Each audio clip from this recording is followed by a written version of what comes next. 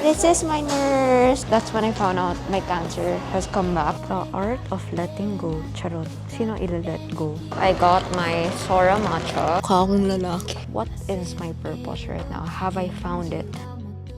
Hi everyone, today is September 16, it's a Tuesday, and finally we are getting discharged after 22 days in the hospital. It's been alright. If I were to assess the first rounds of chemotherapy, I would say it's alright. It's much more bearable as compared to what I experienced last year. So last year, I had heavy doses of chemotherapy just because during the time that I was diagnosed, my cancer was already aggressive. I had blast in my blood, which isn't a good sign. So the chemo that they gave me last year made my hair fall out during the first week of chemotherapy. So if people are wondering why my hair is still intact, the targeted chemotherapy doesn't make you lose your hair, but eventually I will when I will be having my transplant. I'm savoring the moment of having hair, but yet again, I have to say goodbye to that later on. Oh my talagang mukha akong lalaki. This is the outfit. I'm just wearing a t-shirt from Uniqlo and then some jeans. So usually nagde-dress up ako if I enjoy in that. But now parang nawala ako ng gana just to do the normal routine, which I think is valid with my situation right now. I don't put makeup. At least my lashes are still there. It's been a month since I had these lash extensions. I think it's just really about trying to find joy in each day. We are finally leaving the hospital.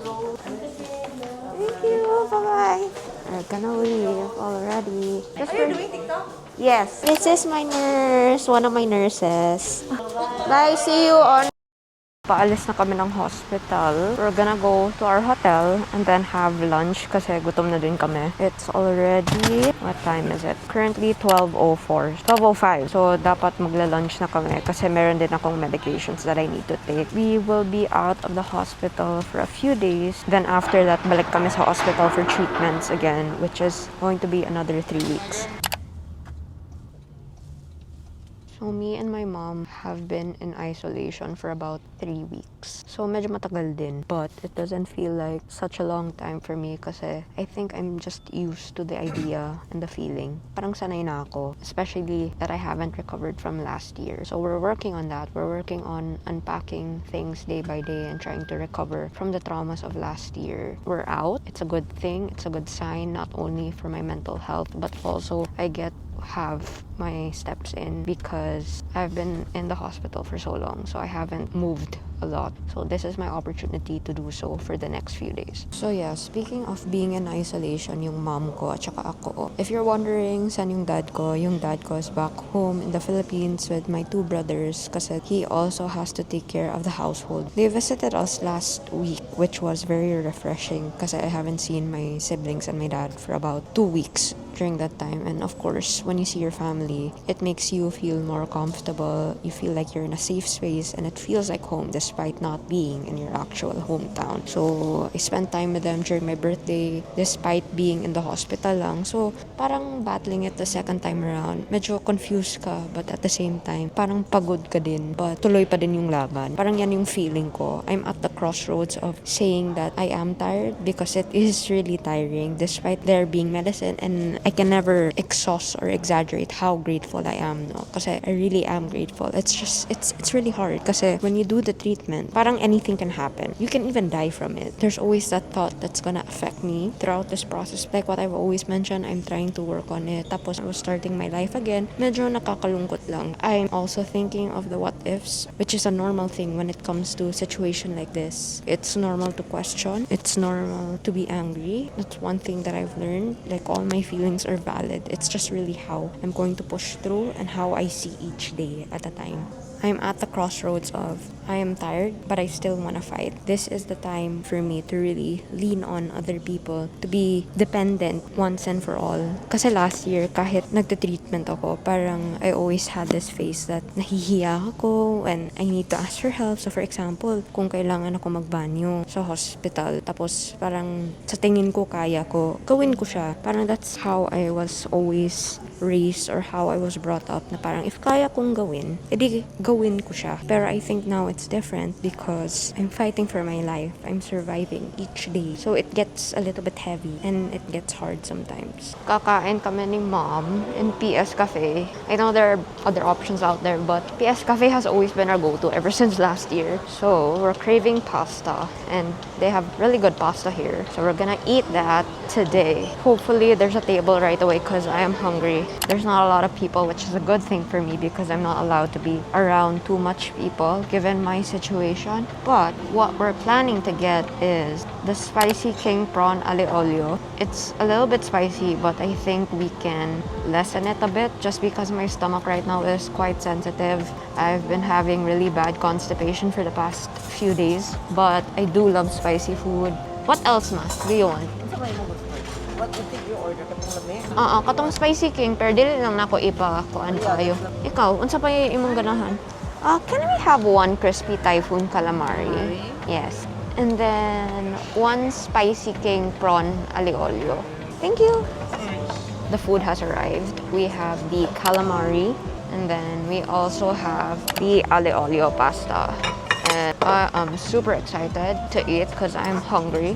But anyways, probably we'll just be going around the orchard area for the meantime and we'll see how our day goes, because if you're stuck in the hospital for so long and you've just been bedridden the whole time, talagang you're gonna be tired. So as much as possible, I want to regain my strength after being in isolation for so long. Kaon ta guys. But if you're new to my channel, then hi, I'm Yana. I was diagnosed with acute myeloid leukemia of June 2024 last year. I went through 3 rounds of chemotherapy and then I had a transplant. And then 10 months after, I relapsed. So I'm here again doing the treatment. I am from the Philippines, but I am receiving my treatment here in Singapore, which is really a blessing and something that I'm always grateful for because of the quality treatment and of course the care that I receive. And I'm super thankful for my parents for, working so hard to provide me the best medical care. We're done with treatment 1. My cycle 2 pa, which is next week. Hopefully, the side effects are just the same as what I experienced in this cycle. Because my side effects last year were so brutal to the point I had sepsis, which is when your BP is low and then your heart rate is high and then you start having chills. That means you have an infection in your body and it's not pretty because people can die from that, just putting it out there. That's why I have this massive fear of doing the treatment again. I always had second thoughts if I wanted to do it, but I think I was really guided by grace and the people around me to give it another chance. We're just taking one day at a time as of now, and I'm just having my food because food is the way to go and food gives you happiness. Your life was so simple before.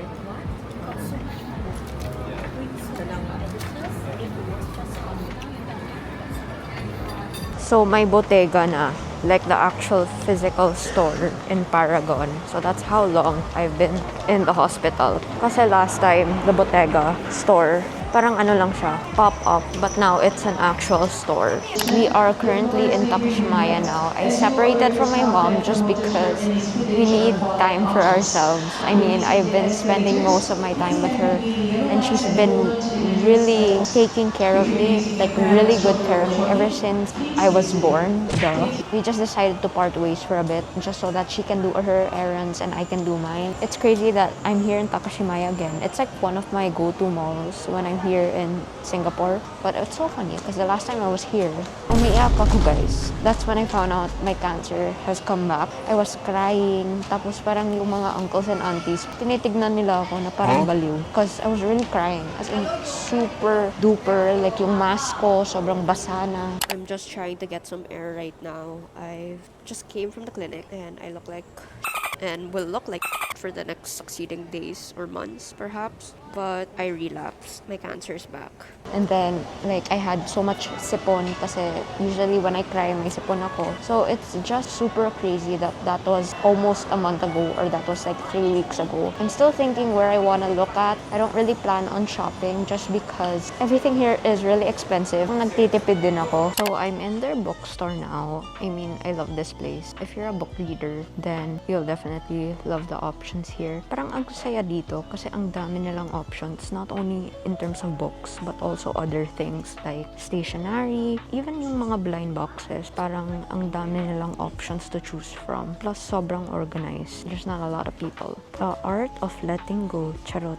Sino i-let go? Calm your emotions. The purpose code. I think now, one of the biggest struggles that I have as I turned 25 is, ano yung purpose ko in this world? Parang ganun siya ka-deep yung thoughts ko right now. Tapos, life is not going to your terms. Napapaisip mo, nagawa ko na ba yung purpose ko? So that's what I've been thinking about a lot. What's my purpose? Have I already fulfilled it? Because for me, like when I also have work, I not only like the idea of one being paid, but I also like the idea of being fulfilled from what I'm doing. I've been really toying with the question right now, like what is my purpose right now? Have I found it? And it's just hard because you have a chronic illness and things just change for you. What are we gonna do about that change? Anything can happen, but we make the most out of things even though we don't expect them to be like this. So for me, I think now it's really delving into that purpose and finding what makes me happy. If ever like life doesn't go into my terms, have I lived it the way I want to live it? Those are like questions that I still ask myself every day.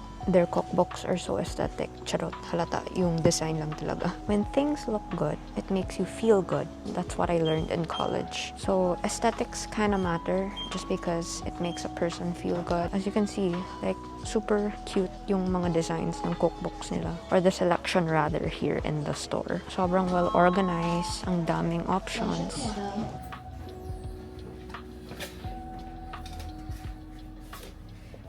Let's get some matcha kasi I haven't had matcha in a while. Talagang itong yung mga ganito nagpapasaya sa akin. I mean, food nourishes, it makes your mood better, and it helps you fight this battle kasi I'm still taking oral chemotherapy even though I'm not in the hospital. So, kailangan ko talaga yung energy which I really get from food. So, dito tayo sa Havala. So, I got my Sora matcha. Let's give it a good stir. Earthy green matcha.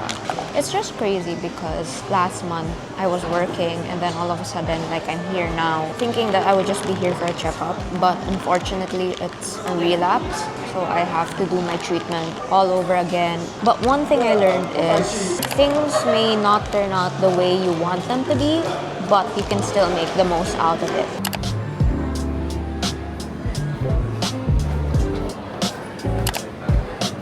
Time to take my oral chemo. So I take 1 pill per day. So there's not much side effects except feeling tired, and these actually make my platelets low, which is part of the side effects. So bottoms up, guys. Before I used to take 2, now they cut it to 1. It's been a few hours since I last vlogged, but we just had dinner here in the hotel. We had some dim sum, but I just want to talk about what I've learned so far being in isolation for 22 days for the first cycle of my chemotherapy treatment. For sure, it's not gonna be easy. I may be saying this now, and sometimes it would be hard to follow, but I guess it's just really taking things day by day and making the most out of the situation. So right now, I'm doing a lot of content creating, vlogging, just because this is something that I have always been passionate about since high school. So maybe this is the time for me to reconnect with something that I enjoy, and hopefully I'm able to not only exhaust my creativity but also inspire people who are going through whatever battle, may it be cancer or problems in life. I don't really know yet. I think it's about rediscovering my purpose or finding my purpose, like what I have mentioned in the previous clips. So the next few days, probably I will be vlogging, finding what style works for me, finding the content that resonates with my audience. I'm taking this moment to pause, siguro take a breath, breathe. Relapses happen, especially for AML cases or leukemia cases. It's very common. Instead of pinpointing what could have caused it, let's focus on how we can get better. That's basically it for today. Probably I'll be vlogging the next few days while I'm out. I can document my life outside of the 4 walls of my hospital room. And there's always something for me to look back to, that this is the reason why I fight. This is the purpose. So good night. Magtututbrush na ako.